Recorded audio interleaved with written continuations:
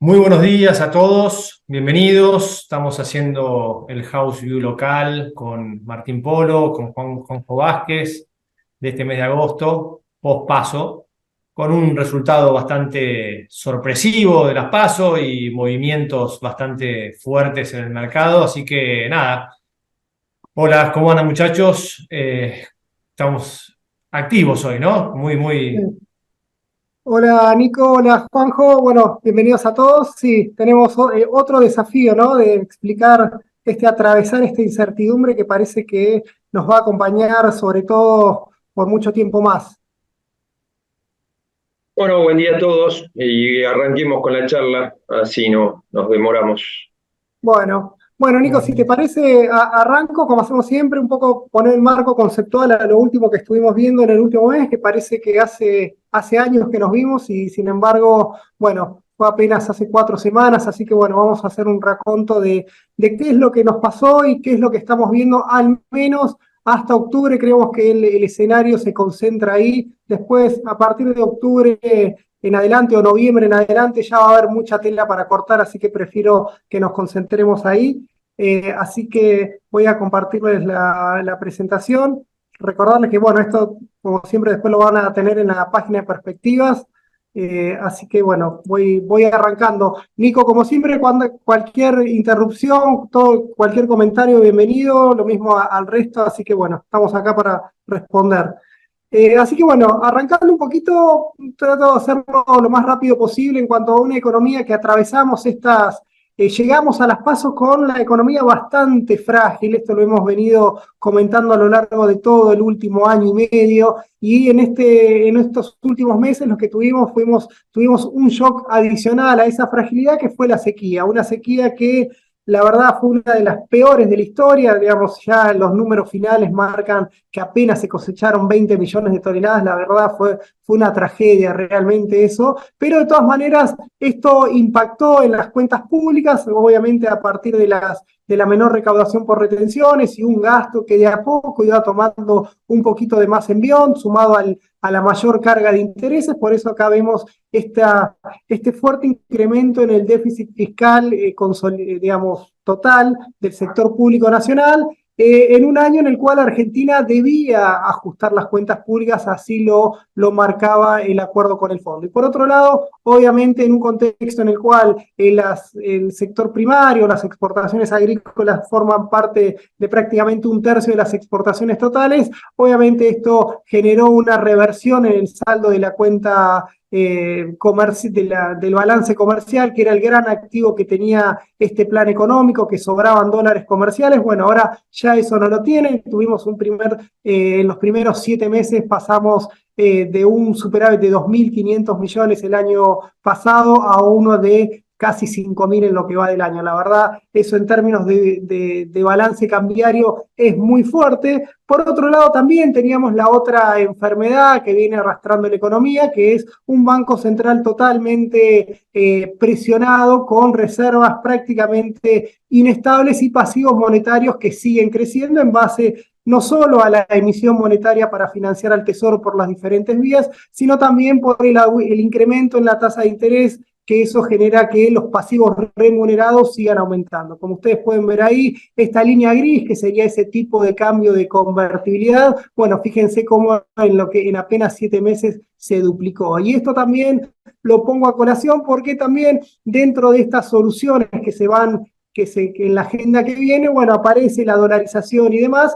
Y acá un poco tratamos de poner un poquito de paño frío a ciertas aventuras que se comentan, de manera de decir, bueno, hacia dónde podemos converger, o por lo menos la posibilidad que hay de que se den esas medidas. Hoy ese tipo de cambio de convergencia está en 912 pesos, para que las reservas y los pasivos monetarios estén al mismo nivel, cosa que, bueno, obviamente va a faltar. Hay mucha tela para cortar ahí, pero es cierto que tenemos un banco central con un balance totalmente desequilibrado. Y finalmente, no escondemos nuestros pifies. Acá lo que nosotros en el House View pasado les habíamos comentado cuál era nuestro escenario, un escenario electoral que estaba basado de acuerdo a los resultados de las provincias, con una combinación. Recuerden que hasta las PASO habían votado 18 provincias y después quedaban las grandes, digamos, lo definitivo, que era la provincia de Buenos Aires y la ciudad de Buenos Aires, en lo cual nosotros incorporamos los escenarios que decían las encuestas y demás. En pocas palabras, nosotros asumíamos un escenario muy próximo a un triunfo en primera vuelta de Juntos por el Cambio, y como todos sabemos es Vox Populi, eso no ocurrió. Tuvimos la sorpresa en el cual La Libertad Avanza, a través de Javier Milei, fue el gran ganador de las PASO. Juntos por el Cambio podríamos decir que fue el gran perdedor, considerando lo que se esperaba y lo que terminó siendo. Y tenemos ahí un oficialismo expectante, cerca del 30%, un poquito menos, que es lo que terminó sacando, que más o menos no estaba tan alejado de lo que decían las encuestas. Lo que nosotros creemos que más allá de esta sorpresa electoral todavía hay un final abierto. Esto nosotros les recordamos a todos que hicimos una charla también con Lucas Romero, que un poco nos clarificó todo este escenario electoral, y en el cual acá la gran sorpresa de Milei fue la gran cantidad de votos que tuvo en el interior, justamente en esas provincias que ya habían votado, en los cuales sus candidatos prácticamente no habían superado el 3%. Bueno, él ahí sumó más del 40%, y esa fue la gran sorpresa en números y la gran sorpresa cualitativa, ¿no? Porque básicamente ahí lo que vemos es que como un candidato sin estructura pudo lograr tener semejante cantidad de votos. De todas maneras, nosotros creemos que el final es un final abierto, muy parejo los tres, y al mismo tiempo tenemos que se van a sumar más gente a votar, y bueno, vamos a ver a dónde se van acomodando esos melones a la hora de las elecciones generales. Así que por ahora la sorpresa es que nosotros creíamos que íbamos a un escenario con menos incertidumbres, porque ya dilucidábamos un ganador más claro, incluso en primera vuelta. Eso podía acomodar la transición hasta diciembre. Bueno, lo que tenemos ahora es un freno de mano puesto a nuestras expectativas. No sabemos quién va a ganar, no sabemos quién va a ir a balotaje, por lo tanto, hasta noviembre, o hasta al menos hasta el 22 de octubre, hasta las 10 de la noche, vamos a estar con este zigzagueo de expectativas y escenarios alternativos, a ver cómo se pueden desarrollar las elecciones generales, y no va a ser un dato menor lo que pase después en el balotaje, porque también va a ser un escenario bastante parejo, como lo son todos los balotajes. ¿Qué queremos decir también con esto? Bueno, algo que también Lucas nos alertó, bueno, que el próximo gobierno que venga, independientemente de qué partido político sea, lo que sí va a ser cierto es que va a estar en unas condiciones iniciales de bastante debilidad a la que se podía haber esperado, ¿no? Digamos, ninguno va a tener una mayoría apabullante como para encarar esas reformas que el mercado le está pidiendo a Argentina, y también que Argentina necesita. Eso es con la información que creemos hoy. Obviamente esto va cambiando, el político también va cambiando, pero hoy, si tenemos que dilucidar qué es la Argentina que se viene, va a ser una Argentina que yo le llamo un poquito balcanizada en términos de territorialidad política y también cómo puede estar en el Congreso. Pero bueno, esa, si quieren, fue la sorpresa, no sé si negativa, es una sorpresa que obviamente nos obliga a recalcular todo lo que veníamos comentando, y bueno, ver las consecuencias. Las consecuencias fueron también ya casi Vox Populi, cómo el gobierno reaccionó rápidamente, hizo una devaluación del tipo de cambio oficial de casi el 22% y lo dejó fijo desde el 14 de agosto. También volvió a subir las tasas de interés, la tasa de las LELIQ la subió 20 puntos, esto es en términos anualizados una tasa del 209%, prácticamente 10% mensual. Y acá está, si quieren, la madre del borrego en cuanto a lo que vamos a ver más adelante. El Banco Central no solo devaluó, no solo aumentó la tasa de interés, sino que se sentó en los dólares, ¿no? Acá no hay un dólar para nadie, por eso creemos que parte de esta efervescencia que vemos en el mercado cambiario, en los dólares financieros, tiene detrás este indicador. Fíjense ustedes que el Banco Central en los últimos 2 meses, desde el 24 de julio, recuerden cuando hablábamos del dólar soja del dólar agro, perdón, del dólar agro que incluía el maíz. El Banco Central ahí empezó a comprar dólares. Recuerden que veníamos con una tendencia de las reservas muy negativa, particularmente frágil, y bueno, con el dólar agro el Banco Central acomodó un poquito el cuerpo, aumentó la oferta de divisas, la liquidación del agro, obviamente también hizo cierto control a las importaciones y el Banco Central volvió a comprar dólares hasta las PASO a razón de 65 millones por día. Posterior a las PASO, en un contexto en el cual el agro dejó de liquidar, lo digo exagerado, ¿no? Pero fíjense cómo prácticamente la liquidación del agro pasó a 30 millones de dólares por día. Lo que pasó acá también es que el Banco Central no le dio demanda a nadie, no avaló esa demanda que podría haber en el mercado cambiario. Fíjense, si quieren lo veo más claro acá.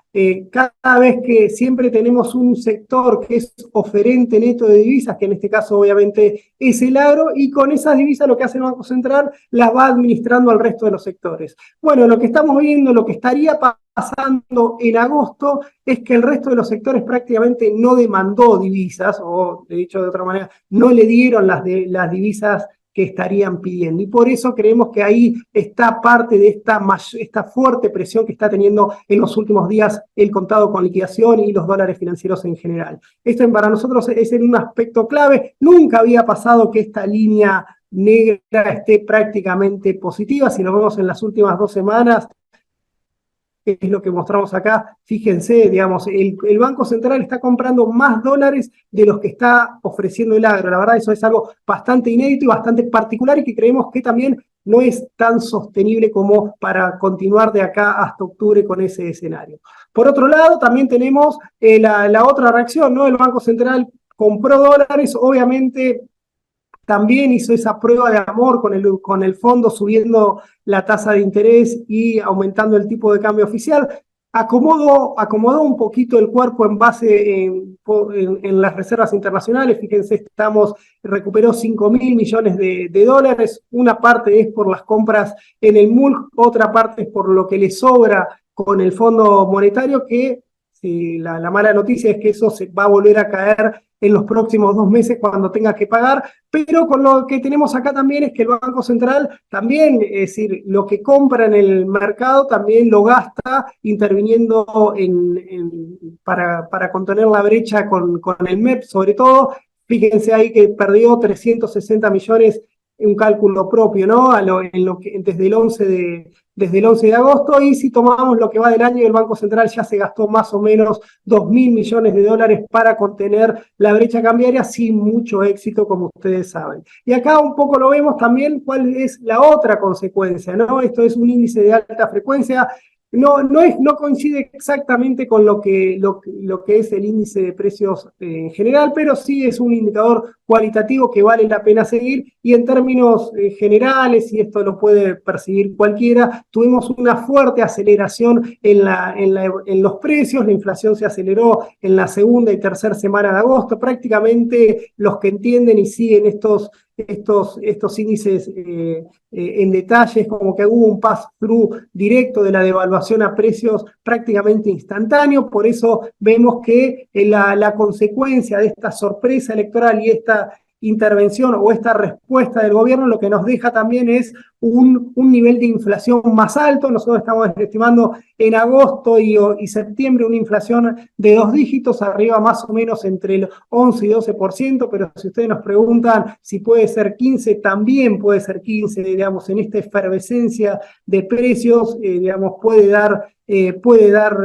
mucho más arriba de este número que están viendo ustedes acá, sobre todo también porque del otro lado tenemos al gobierno tratando de todas las tarifas que puede rezagar o todo ajuste que puede demorar, lo va a hacer, que lo único que hace es administrar ese traslado a precios que prácticamente va a ser un hecho. Por eso nosotros, si quieren, mírenlo como un escenario optimista en que la inflación podría tener ese piso entre el 11%, y después, una vez en octubre y diciembre, obviamente vamos a ver cómo se desarrollan estos eventos. Después vamos a comentar un poquito más en detalle eso, pero acomodémonos a que post-paso pasamos de un escenario de una inflación que la veíamos en términos una inflación crucero del 8% al 10% y sobre todo en agosto y septiembre mucho más efervescente. Por otro lado, como la otra consecuencia que vamos a tener es que el Banco Central, como les dije, se está sentando en las reservas internacionales, no le está dando un dólar a nadie, y eso lo que hace en un contexto en el cual las importaciones siguen traccionando, o por lo menos no caen lo que deberían caer para este ciclo económico. Fíjense cómo la diferencia entre lo devengado y lo pagado es cada vez menor, y eso lo que hace es acumular la deuda comercial, que ya prácticamente está en los, un poquito casi en los 16.000 millones de dólares, que esto, si quieren, va a ser un pasivo para la administración que viene. Vamos, esto no, es una demanda potencial de divisas que va a tener que afrontar el próximo gobierno.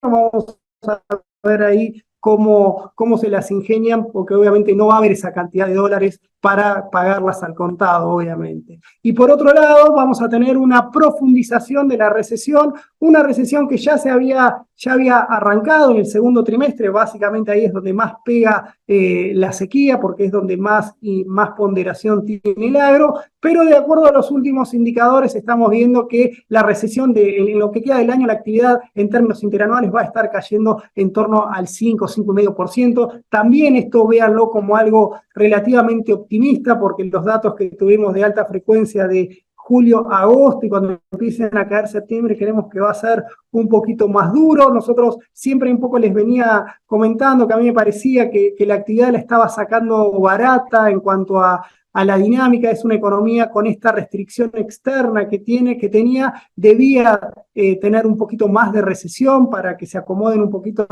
las cuentas. Bueno, el gobierno siguió estimulando la demanda, y bueno, acá tienen las consecuencias de un mercado cambiario totalmente desequilibrado.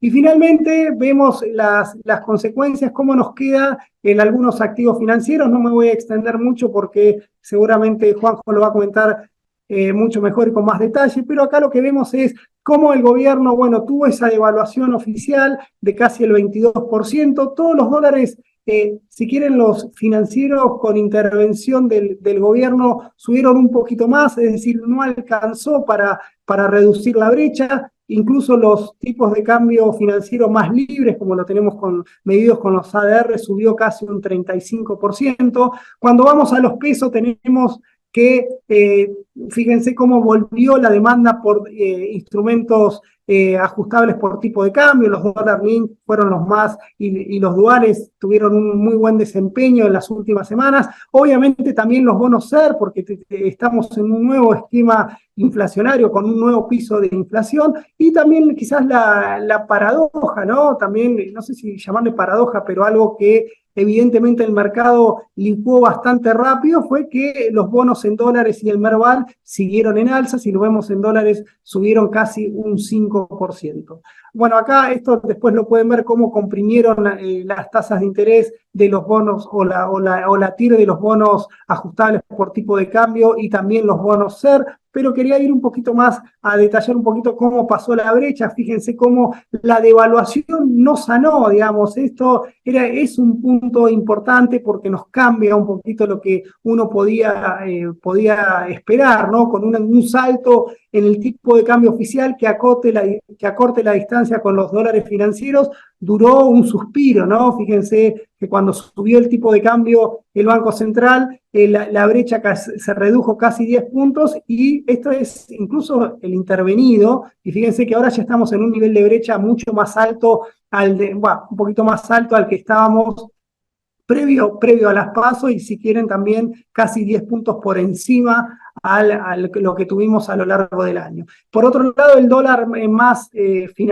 libre, bueno, acá la cosa fue mucho peor, ¿no? Es cierto que la devaluación inicial generó un achicamiento de la brecha, pero nuevamente duró muchísimo menos, y la respuesta fue mucho más defensiva. Fíjense lo que subió el contado con liquidación desde el 11 de agosto, y cómo la brecha ya está casi en el nivel más alto desde que se fue Guzmán y entró Batakis, allá cuando había llegado a casi el 150, 160%. Es decir, estamos en un nivel de brecha de crisis. Esperemos que esto no continúe escalando. Creemos que no va a continuar escalando, digamos, básicamente porque creemos que el Banco Central debería descomprimir un poquito esa demanda de dólares que no está cediendo. Y por el otro lado, acá tenemos también cómo los bonos y acciones se recuperaron bastante rápido de ese shock. Obviamente acá sigue tradeando el escenario de cambio a partir de diciembre. Creemos que tanto las tres opciones, quizás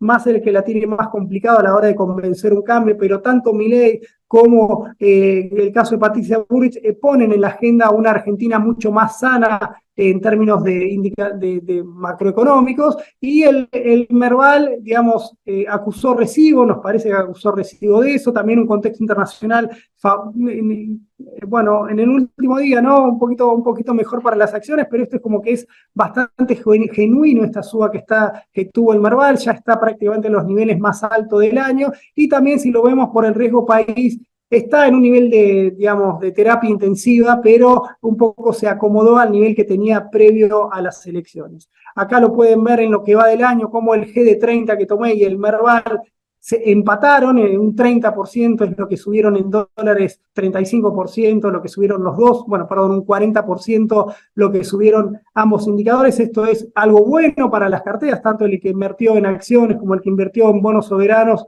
le fue bien, obviamente tuvo que transitar esa volatilidad, y así estamos en lo que va del año, como los tipos de cambio tenemos, como el contado con liquidación es el ganador dentro del esquema de los diferentes tipos de cambio, subió un 143% en lo que va el año, casi 40 puntos más de lo que lo hizo el tipo de cambio oficial. Cuando lo vamos a la parte de pesos, está claro que el Merval fue por lejos el gran ganador, pero fíjense cómo los instrumentos también, tanto SER como Dólar Link, como los duales, fueron una buena cobertura, no solo a la inflación, que en el mismo periodo acumuló un 80%, sino también contra la devaluación. Y si vamos en materia de dólares, también como lo acabo de decir, el Merval y el GD30 tuvieron una suba de casi el 40%. ¿Cuál es rápidamente el camino que nosotros estamos notando? Esto lo hemos escrito en las diferentes notas que están en nuestra página de perspectiva. Creemos que la incertidumbre electoral nos va a acompañar, ya les dije, hasta el 22 de noviembre, hasta el 22 de octubre seguramente, y acá la historia va a ser quiénes irán al balotaje. No está claro eso. Creemos que el gobierno va a contener el tipo de cambio en 350, una nueva devaluación sobre esta devaluación. Bueno, ya tendríamos que hablar de una inflación mucho más alta, por eso creo que el pánico va a tratar de disciplinar un poquito al mercado, por eso el Banco Central va a tener que ceder parte de esas reservas que viene amarreteando en las últimas semanas. Por eso la brecha cambiaria la vemos tensionada, pero con cierta expectativa a la baja. No va a ser buena la historia que veamos para la inflación, mucho menos optimista va a ser la historia para el nivel de actividad, y con esto vamos a un escenario al menos hasta octubre en esta carrera nominal en la cual los próximos 2 meses las tasas y los precios van a estar subiendo al 10% mensual con un tipo de cambio oficial prácticamente fijo. Esos son los grandes lineamientos que nosotros vemos de cara a lo que viene. Gracias, Martín. Sumo una variable que se despejó recientemente, que es que el fondo finalmente nos hizo la transferencia de los 7.500 millones, ¿no? Eso es un riesgo que nosotros teníamos también, o que tenía el mercado, que por suerte se despejó, con lo cual, de alguna manera, todas las variables están puestas con foco a las elecciones de octubre, si eventualmente o no existe un balotaje, lo veremos más adelante, y claramente las tensiones están puestas ahí. Si querés, Jota, vamos con vos, así nos contás un poco cómo se movieron todos los instrumentos, ¿dale? Dale. Bueno, yo hice una presentación más que nada como para dejar algunos conceptos que queden marcados. Espero que se empiece a ver las diapositivas. Bueno, ahí Martín comentaba la evolución que tuvo obviamente todos los dólares libres. Es verdad que nadie esperaba que Milei saque 30% de los votos. El discurso de dolarización generó una corrida a los dólares libres. No creo que se termine aplicando la dolarización. Ya tiene tan poco sustento técnico que ya mismo dentro del equipo de Milei están tratando de evitar hablar del tema y hablan de una segunda generación, tercera generación. Yo creo que el principal concepto, uno de los tantos conceptos que le recomendaría, fíjense el spread que está viendo entre los dólares intervenidos con los dólares libres. Recuerden que después de las PASO hubo una resolución general de la Comisión Nacional de Valores, que era la 971, limitando a todas aquellas personas que no sean cartera propia o inversores calificados a que puedan vender tanto en C o en D 100.000 nominales semanales. Fíjense lo que es el spread, cómo se fue ampliando con la suba que tuvimos de los dólares libres. El dólar cable con CDR ayer terminó cerrando en los 803 pesos, con ADR daba un poquito más, ahí hay algunas distorsiones de algunas acciones puntuales, pero fíjense lo que fue el cable con L30, 716 pesos, con GD30, 722, esto es contado inmediato, IMEP, 663, 668, GD30, L30.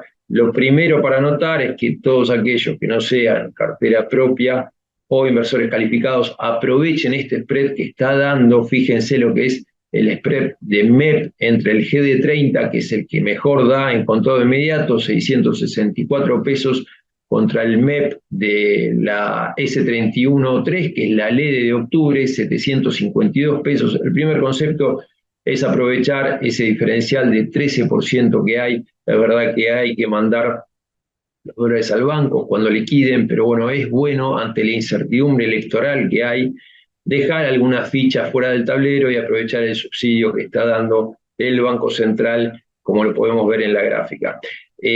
Otro de los conceptos, bueno, podemos ver arriba, hay muchas preguntas en cuanto a poder que tiene para intervenir en la brecha el gobierno. La verdad que el volumen operado, en parte esta normativa, la 971, marca eso. Vemos lo que es el volumen operado en dólares en 48 horas, tanto de la L como del G30, de 120 millones de dólares. Prepaso, ahora pasaron a volumen de 40 millones de dólares, obviamente está bajando la intervención. Algo que motivó, que bien comentó Martín, cierta demanda también de lo que es cable, es el menor ritmo de aprobación de CIRA que venía dando el Banco Central.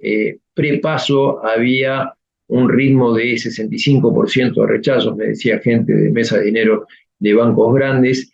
Ese ritmo de rechazos de CIRA bajó a 35%, post-paso con el arreglo, post-anuncio de acuerdo con el Fondo Monetario Internacional. No obstante, siguió subiendo el cable.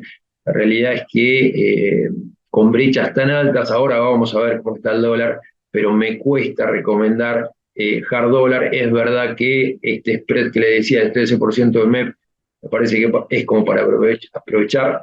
Segundo concepto también que les quiero decir, fíjense lo que es el spread entre el cable y el MEP. Ahí lo podemos ver en GD30 y L30. Ese es el promedio histórico que hubo entre los dos dólares con esos dos instrumentos desde el canje de la deuda hasta ahora, desde que empezaron a cotizar esos bonos. Fíjense que estamos en niveles de 8,8% para el GD30, 7,12% para el L30, son los máximos que han tocado en septiembre del 2021 y también en septiembre del 2020. La realidad es que obviamente las circunstancias de reservas son complicadas, dado el contexto. No obstante, lo que les quiero comentar es que no creo que haya problemas en cuanto a los depósitos en dólares, esto lo hablamos. Los préstamos en dólares del sistema financiero son 17.300 millones de dólares, los depósitos son 17.300 millones de dólares, los préstamos son 3.800 millones de dólares, con lo cual el saldo que tiene de dólares son de 13.600 millones de dólares las entidades financieras, de los cuales 4.600 son encajes en las entidades financieras, con lo cual tienen para responder a los depósitos. Me parece que este 8% de spread es alto, es como para aprovechar más que nada el MEP, no tanto el cable. Y bueno, vamos a ver el cable, otro de los conceptos que les quería comentar.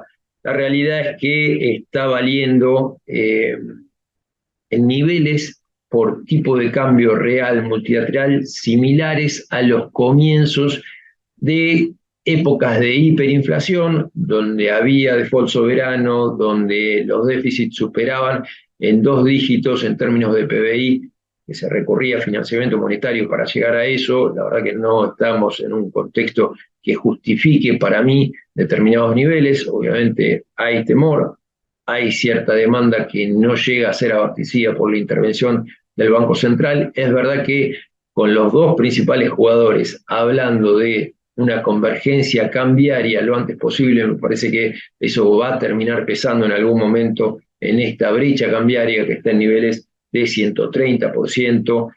Podemos ver este gráfico, fíjense, es del amigo Sebastián Menescaldi, que es economista de Cogou, hincha de Banfield, como quien les habla.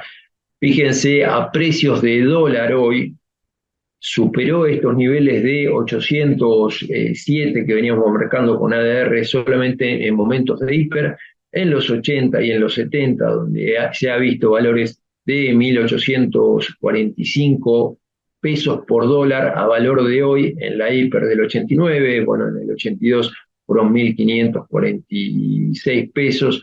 La realidad es que en lo particular me cuesta convalidar niveles tan altos de cable. Me parece que las oportunidades vienen más por lo que es Dollar Link o instrumentos SAR. Ahora vamos a ver algunos comentarios al respecto y algunos, de alguna manera, arbitrajes, dado que también tenemos bonos con paridades muy bajas. Pero bueno, la realidad es que el concepto que les quiero vertir es que estamos con un dólar de alguna manera considerando contextos de hiperinflación. Obviamente vamos a inflación de 2 dígitos en agosto y septiembre, pero bueno, no, para mí no convalido escenarios tan disruptivos como los de la hiper, donde han alcanzado valores superiores a los actuales. Vamos a ver lo que es los bonos soberanos. Como bien comentó Martín, no hubo una variación significativa al día de hoy después de las PASO. Es verdad que después de las PASO, por la sorpresa de la elección de Milei, cayeron 10% los bonos, fueron recuperando. Lo que le comentaba en el House View anterior era priorizar lo que es el corto plazo de los bonos soberanos, más que nada la L30, ahora vamos a ver, están riñendo niveles de 40%, lo que es tramo largo sigue riñendo niveles entre 22 y 23%, ahí recuerden lo que siempre le decimos, priorizar baja paridad. Ahora vamos a ver por qué, pero bueno, no podemos descartar que si no llegaran a poder refinanciarse en el 2025 vía mercado o mediados de 2024, terminen haciendo una propuesta de reestructuración de deudas. Si llegara a ser Milei el presidente, me parece que ese evento va a tener un mayor grado de probabilidad. Vamos a ver las curvas. Lo que veníamos diciendo siempre, están completamente invertidas, lo que posibilita financiarse vía mercado con tasas absurdas. Sí, por devengamientos, AL30 termina siendo el mejor bono, manteniendo esa misma TIR de acá a fin de año, ganaríamos un 14%, si es el GD30 termina siendo 12%. El spread, algo interesante que vamos a ver, bueno, arriba podemos ver la evolución de todos los bonos ley extranjera, prácticamente de la caída fuerte que se ve en agosto, post paso, hubo una recuperación, están a paridades levemente inferiores a los que habían tenido pre-paso, no obstante no fue tan severa la caída. Fíjense el escenario que veníamos hablando primero, el gráfico negro inferior, es el spread del L30, en mayo hablamos que estaba en niveles absurdos, llegó a tocar 31% el spread de la L30 con GD30, que era una oportunidad tremenda, comprimió ese spread, ahora está en niveles de 16,8%. Yo no veo, como les decía siempre, que haya un tratamiento distinto a los bonos ley argentina de los bonos ley extranjera. El 60% del stock de los bonos ley argentina está en manos del Tesoro. Sí es para monitorear el hecho de que, bueno, obviamente los vencimientos, los pagos que hay que hacer a los tenedores privados de deuda hard dólar se van incrementando a medida que aumenten los cupones y a medida que empiece a amortizar el pago de capital de la L30 y GD30. Recuerden que comienza pagando $4 en julio del 2024 y después pasa a pagar $8 de capital en términos semestrales en enero de 2025, julio de 2025 y así sucesivamente. La tasa de interés termina siendo muy baja, 0,75%, pero bueno, ahí pueden ver en el gráfico inferior cómo el próximo presidente tiene que enfrentar un vencimiento el 9 de enero del 2024 de $1.162 millones.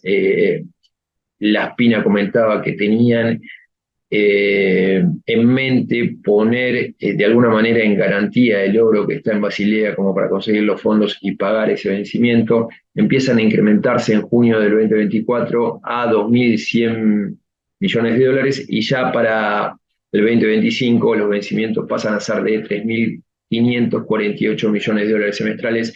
No son importes altos, el problema es que, como les dije en el House View anterior, la tasa de interés de tanto de los préstamos del Fondo Monetario Internacional como de los préstamos de los organismos multilaterales van a insumir erogaciones por más de $5.000 millones años y tenemos que tener, si no accedemos al mercado de capitales internacionales, un superávit comercial muy elevado como para que el Banco Central pueda comprar reservas, pagar los intereses a los organismos multilaterales por $5.000 millones y pagar los $7.050 millones de la deuda hard dólar, que bueno, vamos a ver cómo se da, pero este es un condicionante como para que veamos fuertes subas de las paridades. Si llegara a despejarse el escenario para Juntos por el Cambio, obviamente estas ganancias de paridades se van a empezar a registrar. Si siguiera manteniéndose la incertidumbre electoral, me parece que lo más probable es que tengamos leves lateralizaciones con paridades muy bajas que descuentan un escenario malo, pero bueno, con una incertidumbre que seguirá primando. Algo interesante para comentarles, fíjense el escenario internacional, cómo viene ayudando. Este es el gráfico de riesgo país, Martín lo comentaba, estuvo en niveles de 2.000 puntos, un poco más, un poco menos, desde junio hasta la fecha. Obviamente subió pospaso, después comprimió, si mal no recuerdo, estaba en 2.050 puntos. Acá lo que le quiere destacar con esta gráfica es cómo vino ayudando dentro de todo el contexto internacional, a pesar de la suba de la tasa de las Fed Funds que se dio desde comienzos de año. Fíjense la línea gris que está representada en el eje izquierdo. Este es el spread de los bonos CCC de Estados Unidos respecto a los Treasuries. Este spread había arrancado el año en niveles de 1.100 puntos, comprimió en niveles de 800 puntos a pesar de la suba de las tasas de corto plazo de la Fed. Acá lo que es importante es la dinámica de crecimiento que viene mostrando la economía norteamericana. El GDP de Atlanta estaba mostrando niveles del 5,3% estimado para el tercer Q del 2023. Obviamente es un disparate, va a llegar achicándolo, pero muestra dentro de todo que todavía mantiene una dinámica favorable la actividad norteamericana. Eso permite comprimir los spreads de lo que son los CCC respecto a los Treasuries, y eso obviamente viene ayudando al contexto local. Fíjense que siempre que subió el spread terminó subiendo el riesgo país, como lo podemos ver en gráfico.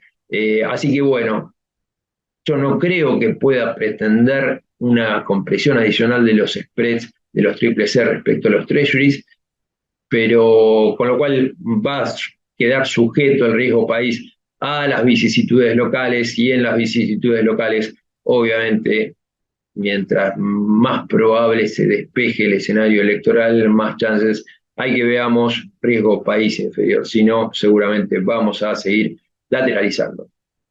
Otra de las preguntas que llegaban ahí era si convenía hacer Dollar Link ante esta suba de cable. Yo creo que estaba esperando un salto de cable como el que se viene dando, como para empezar a recomendar instrumentos en pesos. Me parece que es el contexto, dado que está descontando el mercado un escenario de hipers, está generando demanda también para, como les decía, cancelar deuda con importadores.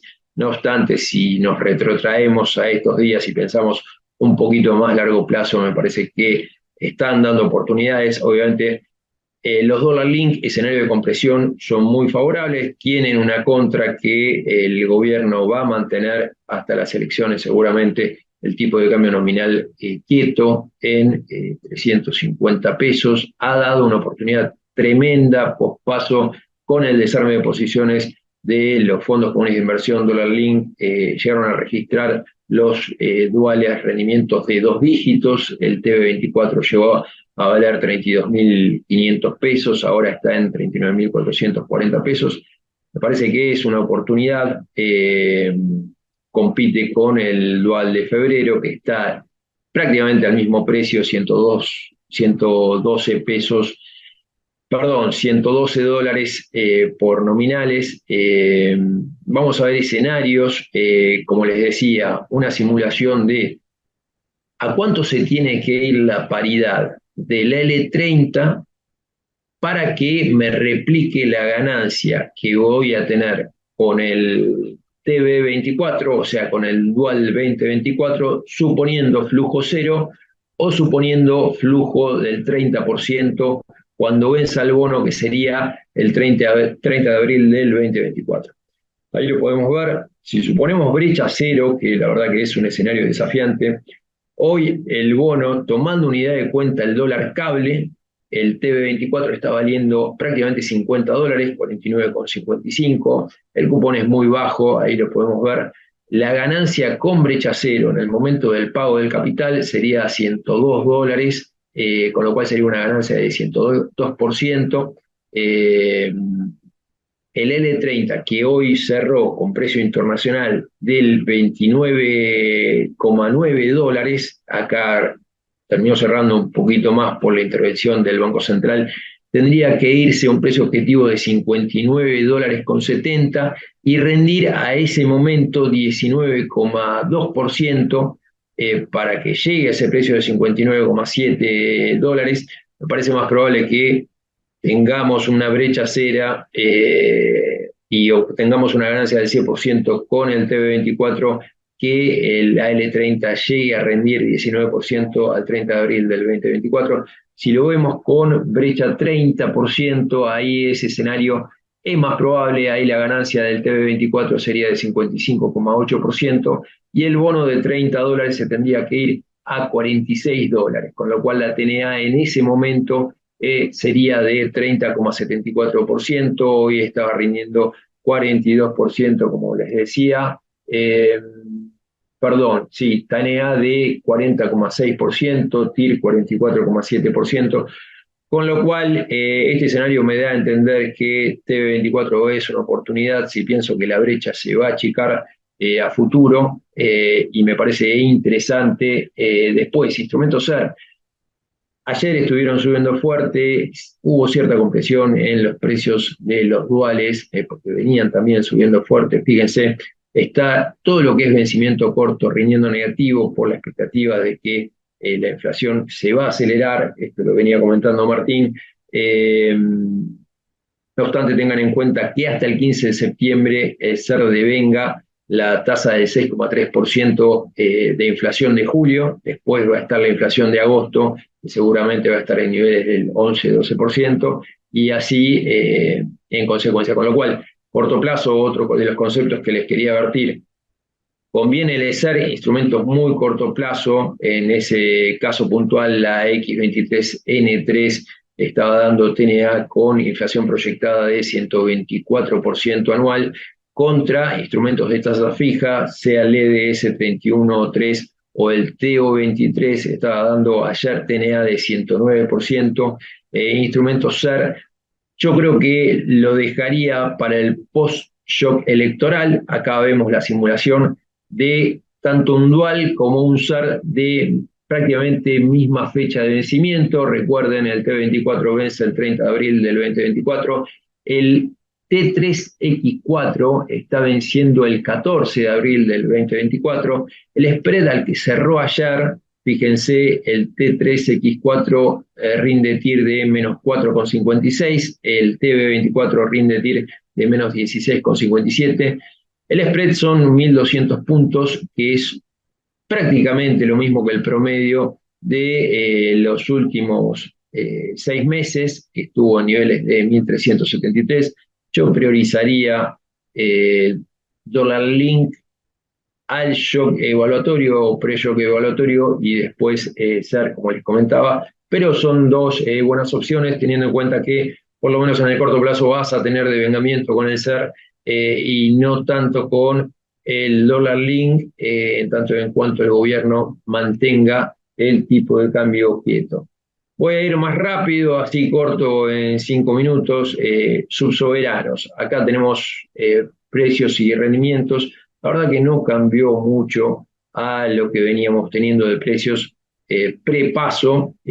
Habíamos hecho mención de dos bonos en particulares por lo que pensábamos que era el trade electoral. Entre Ríos anduvo muy bien, valía $71 de paridad precio clean, ahora está en $75,75, rindiendo 21,34%. Otra de las apuestas que habíamos dicho era provincia de Buenos Aires. La verdad que nadie esperaba que Píparo consiga 24% de los votos. Eso generó que Kicillof sea el candidato más votado. Ahí va a ser una elección reñida. Creo, la verdad que las elecciones no está nada dicho. Faltan 3 millones de votos que seguramente van a de aumento de participación en las elecciones en octubre. Recuerden que en el 2019, de las PASO a las elecciones, lo que fueron los dos candidatos principales, Alberto Fernández sumó 800.000 votos, mientras que Mauricio Macri había sumado 2.700.000 votos. Estos 3 millones de votos son votos apolíticos que seguramente van a recurrir a las dos opciones que existen por fuera del oficialismo, que obviamente son Milei y Patricia Bullrich. Algo para comentar interesante de las provincias que se conoció hoy. De las 24 provincias, 12 rechazaron esta propuesta del bono de 60.000 pesos que quiso imponer a Massa a todo el mundo, de las cuales muchas son las que recomendamos.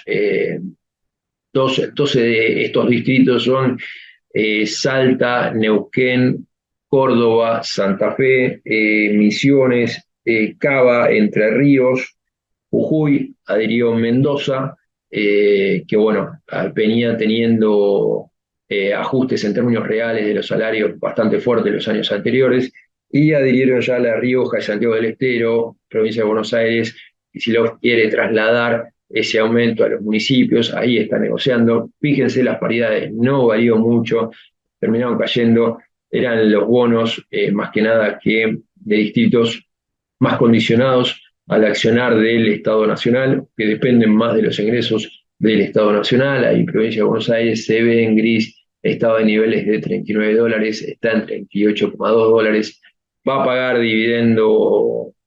cupón de 2,625 que corta ahora el 1 de septiembre del 2022. Dado riesgo, paridad, me parece buena opción. No obstante, si llegara a haber un replanteo de oferta de reestructuración del soberano, seguramente la provincia de Buenos Aires se va a adherir.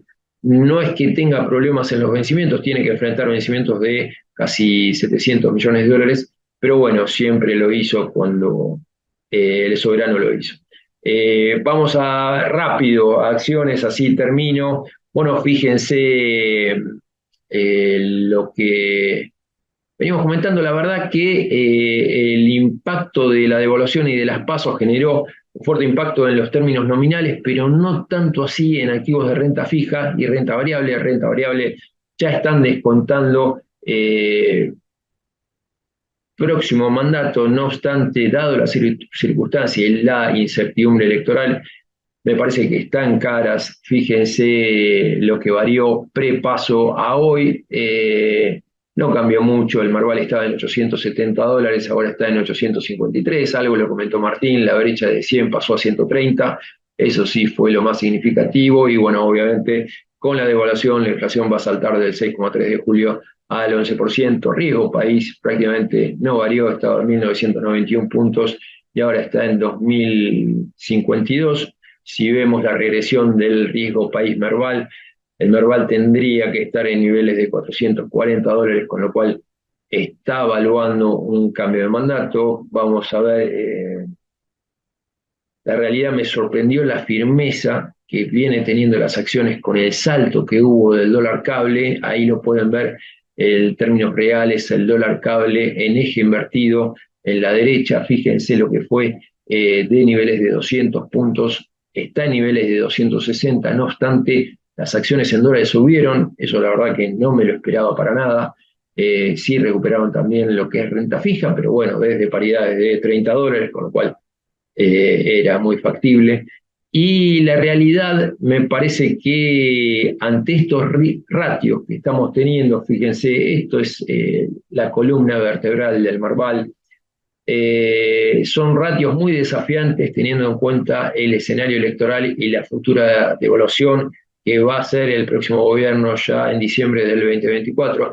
Fíjense, bueno, YPF está con Enterprise Value EBITDA trailing de 2,80, Price Earning de 3,90, son ratios muy similares a Petrobras, que la verdad que desarrolla sus negocios en un contexto muy diferente, macro, al nuestro. Es verdad que YPF tiene el potencial de vaca muerta, pero de no llegar a ser puntos por el cambio, la acción elegida va a tener momentos desafiantes. Vemos Pampa, tanto como Pampa, TGS, Teco, están en niveles de valor empresa EBITDA de 4,5 veces. La verdad que, como les decía, me parece que son niveles desafiantes, ni hablar de las que están ligadas a bienes transables como Aluar, que ya está en Enterprise Value EBITDA de casi 10 veces. Texar, la verdad que me parece de lo más barato que hay, pero prefiero estar invertido en la controlante Ternium. Fíjese, está valiendo niveles de valor empresa EBITDA de 2,4 veces, price earning de 5,5. Yo le diría en el corto plazo, para cerrar, mantendría la cautela. La verdad que las acciones con esta incertidumbre electoral no me inspiran mucha confianza. Sería tenedor de largo de algunos papeles que siempre mencionamos. La verdad que, pero mantendría cash ante la eventualidad que no se dé el escenario electoral que prefiere el mercado, dado que, bueno, tanto Massa va a ser más de lo mismo y Milei tiene muy poca solidez en cuanto al equipo técnico como para implementar todos los desafíos que se vienen, con lo cual mantengo mi mensaje de cautela y con esto cierro.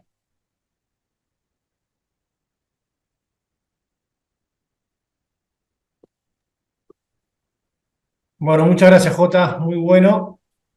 Entonces, por ahí hago un par de preguntas para vos y para Martín, tomando en cuenta el escenario. Eh, Luego de las PASO y este escenario incierto de tercios, estamos muy a la espera, digamos, de qué vaya a suceder en las elecciones en la primera vuelta, si es que existe o no la opción de ir a un balotaje, todavía no lo sabemos. El hecho de que lleguemos con un escenario de tercios hace que no tengamos claro hacia dónde va el mercado. Tu sugerencia, de alguna manera, eh, refleja eso, digamos, tomar ganancias en acciones, reducir un poco de exposición en lo que fue el rally de los bonos soberanos y tratar de pasar la tormenta, o no sé si la tormenta, pero acercarse a las elecciones un poco más liviano.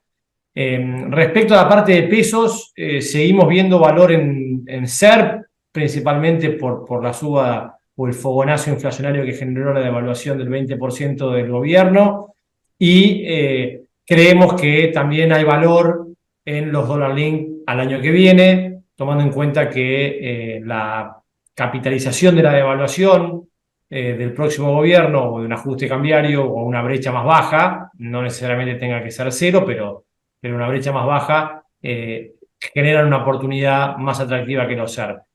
¿Qué pasa con la evolución de los activos en el interín, ¿no? ¿Cómo vemos que llegamos a fin de año con las reservas? ¿Cómo vemos que llegamos a fin de año con las necesidades financieras del gobierno? El gobierno está emitiendo pesos o plan platita, como queramos verlo. ¿Eso no creen que puede llegar a seguir poniendo presión a la brecha? No sé, me gustaría saber qué piensan de eso. Eh, bueno, arranco yo, Jota, si te parece. A ver, Bueno, Nico, vamos por partes. Sí, la inflación, como pusimos ahí, hasta octubre seguramente vamos a tener octubre con la inflación de septiembre, o sea, vamos a transitar esas elecciones generales con una inflación del 12-15%. Obviamente es un palo enjabonado esos niveles de inflación acelerándose tan fuerte. Y para lo que resta del año nos queda después octubre, que probablemente tenga un piso del 10%, pero también creemos que post elecciones el ajuste cambiario nuevamente va a estar al pie del cañón y creemos que se va a ver otra devaluación. Por lo tanto, todo lo que es el componente indexado de inflación de acá a los próximos 6 meses seguramente va a tener un buen rendimiento. Obviamente también, lo comentábamos al principio, el tipo de cambio oficial quieto hasta octubre, bueno, eso lo único que hace es que después salga con más envión para los próximos 3 meses, ¿no? Así que también lo indexado por tipo de cambio está dentro de la recomendación. En ese sentido, Nico, nosotros no cambiamos nuestro view de los próximos 8 meses, ¿no? Se viene un nuevo salto cambiario, seguramente posterior a las elecciones, con una nueva aceleración inflacionaria, pero en el corto plazo vas a tener esa ganancia de tipo de cambio real. Me preguntaste sobre las reservas, y las reservas no tienen mucho más para recuperar. Como los mostré ahí, el Banco Central como que se fue de mambo en el cierre en el cepo, si quieren ser exagerados. Obviamente va a tener que alivianar un poquito, también le va a tener que pagar al fondo lo que viene, y después, a partir de diciembre, bueno, ahí se verá qué grado de credibilidad tenga el próximo gobierno para contener esas reservas. Lo que le va a venir bien va a ser la recesión. Obviamente la recesión le juega a favor de ese escenario de recuperar algo de reservas. Es decir, en términos generales, Nico, creo que el gobierno necesita bajar la espuma, con la recesión un poco le va a quitar un poquito de presión inflacionaria también, y obviamente también en la parte fiscal, en cuanto a esa demanda de pesos, bueno, siempre la tenés recién a diciembre, o sea, salvo que hagan descontrol fiscal en los próximos meses, un poco ayudado también que la inflación lo ayuda a licuar. En ese sentido no vemos grandes peligros, entre varias comillas, ¿no? Para la deuda en pesos. No sé si ahí respondí más o menos lo que preguntabas. Okay. J. y déjame agregar algo. Yo te digo la verdad, posacuerdo del Fondo Monetario, con niveles del cable de 750 pesos y la amenaza de masa de que iba a aumentar la intervención en el mercado, pensé que iba a tener un techo. La verdad que no pasó, siguió subiendo. Es verdad que el acuerdo con el Fondo Monetario demostró que el segundo tramo del swap con China, estos 5.000 millones de dólares que se esperaba que descomprima la situación que hay en el MOL, más que nada con pagos de habilitaciones de CIRA, no se activaron, no pudo activar el gobierno más allá de lo que dijo Massa. Eso obviamente es una herramienta pro brecha. La realidad es que no sé cuándo se va a cortar este aumento de la brecha. Yo con New Money no convalidaría estos niveles de cable, prefiero hacer tasa en pesos o ir a Dollar Link, como te decía. Dollar Link, hay que mirar mucho lo que son los pagarés de privados avalados que están dando tasas negativas, pero son buena oportunidad. Si nos abstraemos del corto plazo, pensando directamente en mediados de 2024, así todos corporativos no se consiguen, pero bueno, son buenas herramientas si no queremos tener el riesgo soberano. Y sinceramente en el corto plazo no sé hasta dónde se va a ir la brecha, no sé hasta cuánto van a terminar pagando cable, convalidando niveles de cable. Es verdad que si hubiera más claridad en que la dolarización no se va a practicar porque es imposible de practicarlo, y hubiera un mensaje de convergencia de brecha, me parece que la demanda a lo que es estos niveles de cable se va a disipar. No sé cuándo va a pasar eso, con lo cual no vendería dólar para hacer pesos o ir a instrumentos dólar link, pero sí, si tengo pesos nuevos, haría eso, iría a hacer y a instrumentos dólar link. No sé si contesté la pregunta, pero bueno, la realidad es que el mercado me llevo puesto pensando que niveles de 150 estaban los máximos. Bueno, muchas gracias a los dos. Y bueno, nos preparamos un poco para el mes que viene y acercándonos a las elecciones y ver cómo se van posicionando los distintos partidos, cómo dan las tendencias y cómo evolucionaron los distintos instrumentos financieros. Así que nada, muchas gracias y que tengan muy buen día a todos.